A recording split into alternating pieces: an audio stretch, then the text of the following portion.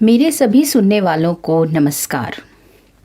आप सबका स्वागत है आपके अपने YouTube चैनल पॉकेट स्टोरीज़ में। आज जो मैं प्रेरक कहानियों की श्रृंखला में कहानी सुनाने जा रही हूँ उसका नाम है शबरी के राम। जैसा कि आप सब लोग जानते हैं कि शबरी भगवान राम की परम भक्त थी। शबरी जो कि एक शबर जाति की भोली भाली लड़की थी। शबरी जाति के लोग बहुत ही कुरूप होते थे, परंतु वह इतनी कुरूप थी कि उसकी अपनी जाति के लोग भी उसे स्वीकार नहीं कर पा रहे थे। अब शबरी के माँ बाप को बड़ी ही चिंता थी कि वह अपनी लड़की का विवाह कैसे करेंगे। एक दिन ढूंढते ढूंढते आखिरकार उनको अपनी ही जाति में एक लड़का मिल गया। शबरी के माँ बाप ने शबरी का विवाह रातों रात करके उसे रात में ही विदा कर दिया और उन्होंने अपने दामाद को कह दिया कि तुम रात में ही अपनी पत्नी को यहाँ से ले जाओ। लड़का उसको लेकर वहाँ से रवाना हो गया। आगे आगे लड़का चल रहा था, पीछे पीछे शबरी चल रही थी। चलते चलते वे दोनों दंडक वन में आ पहुँचे। वहाँ सूर्य उदय हो गया। लड़के के मन में आया कि मैं देखूं तो सही कि मैं जिससे विवाह कर कर लाया हूँ वह दिखती कैसी है। उसने जैसे ही पीछे मुड़कर शबरी को देखा तो उसकी कुरूपता देखकर वह डर के मारे वहाँ से भाग गया और ज़ोर ज़ोर से चिल्लाने लगा कि अरे यह तो कोई डाकिन है जो मुझे खा जाएगी। अब शबरी बेचारी दंडक वन में अकेली रह गई। उसकी स्थिति यह थी कि वह ना तो मायके जा सकती थी और ससुराल का तो उसे कुछ पता ही नहीं था। अब वो क्या करे, कहाँ जाए। दंडक वन में रहने वाले ऋषि शबरी को अछूत मानकर उसका तिरस्कार करने लगे। वहाँ मतंग नाम के एक वृद्ध ऋषि रहा करते थे। उन्होंने जब शबरी को देखा तो उन्हें उस पर बहुत दया आई। उन्होंने उस पर कृपा करके शबरी को अपने आश्रम में शरण दे दी। इससे दूसरे ऋषियों ने इसका विरोध किया कि आपने एक अछूत जाति की कन्या को अपने पास क्यों रख लिया है, परंतु मतंग ऋषि ने उनकी कोई बात नहीं मानी और उन्होंने बड़े ही स्नेहपूर्वक ढंग से शबरी से कहा कि बेटा, तुम इन सब से डरो मत, घबराओ मत, तुम इस आश्रम में आराम से रहो। जैसे कोई माँ बाप के पास रहता है, ठीक वैसे ही शबरी खुशी खुशी उस आश्रम में वहाँ रहने लगी। शबरी को सेवा करने में बड़ा आनंद आता था। सभी ऋषि मुनि शबरी का तिरस्कार किया करते थे, इसलिए वह छुप छुप कर डरते डरते उनकी सेवा करती थी।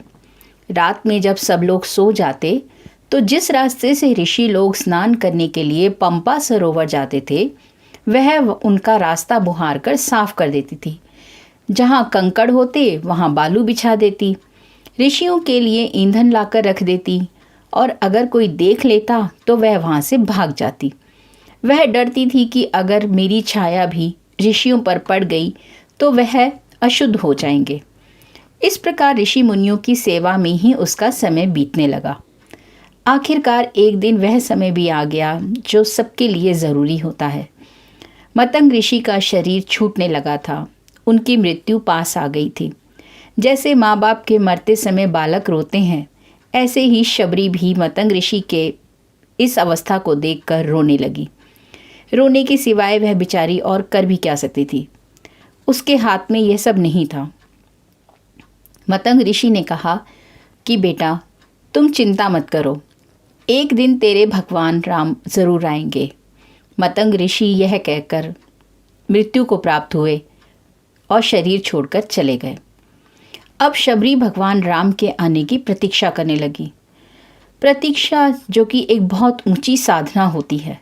इसमें भगवान का विशेष चिंतन होता है, भगवान का भजन ध्यान किया जाता है।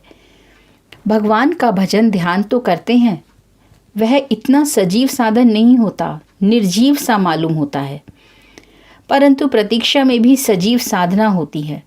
रात में किसी जानवर के चलने से पत्तों की खड़खड़ाहट भी होती तो शबरी बाहर आकर देखती कि कहीं राम तो नहीं आ गए। अब वह प्रतिदिन कुटिया के बाहर पुष्प बिछाती, तरह तरह के फल लाकर रखती। फलों में भी वह चख कर बढ़िया बढ़िया फल राम के लिए रखती।